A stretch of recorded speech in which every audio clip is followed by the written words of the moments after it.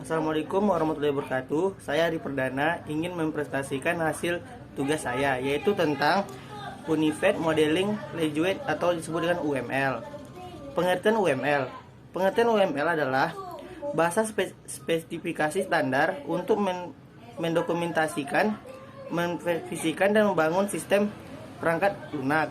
2. UML merupakan sebuah metode pemodelan yang digunakan untuk memastikan sebuah perancangan sistem berorientasi objek atau yang kita dengar OOP. Adapun tujuan dari fungsi UML adalah dapat memodelkan sistem yang berkonsep berorientasi objek dan tidak hanya berguna untuk memodelkan perangkat lunak saja. Yang kedua, dapat memberikan bahasa pemodelan visual kepada user dari berbagai jenis pemrograman ataupun proses rekayasa.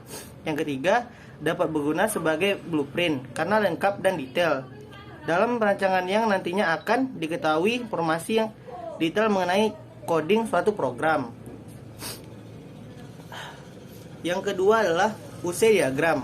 UC case diagram adalah deskripsi fungsi yang disediakan oleh sistem yang berbentuk teks sebagai dokumentasi dari UC case simbol dan untuk terciptanya sebuah UC case diagram diperlukan aktor di mana aktor tersebut untuk mempresentasikan sebuah yang mereka sistem.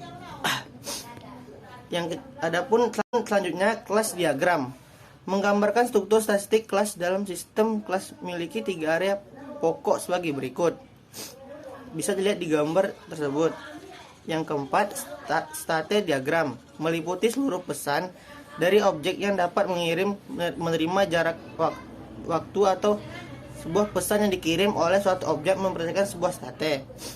Sequence diagram menunjukkan rangkaian pesan yang dikirim antar objek dan interaksi antar objek atau menggambarkan interaksi antara sejumlah objek dalam sebuah urutan waktu. Activity diagram merupakan variasi D5R static diagram yang mana state mempresentasikan aktivitas yang terjadi pada suatu operasi sudah selesai. Komponen diagram merupakan penerapan software dari suatu ataupun lebih kelas dan menggunakan berupa file atau export kode, tabel, dokumen dan lain sebagainya. Komunikasi diagram menggambarkan tahapan terjadinya suatu aktivitas dan juga menggambarkan interaksi antara objek yang ada pada sistem. Development diagram melayani pemodelan hardware digunakan dalam implementasi sistem atau asosiasi antara komponen-komponen tersebut. Elemen yang digunakan dalam development antara nodes komponen yang ditunjukkan sebagai kotak bujur sangkar juga asosiasi. Itu saja hasil presentasi dari saya. Mohon dan kurang saya mohon maaf. Assalamualaikum warahmatullahi wabarakatuh.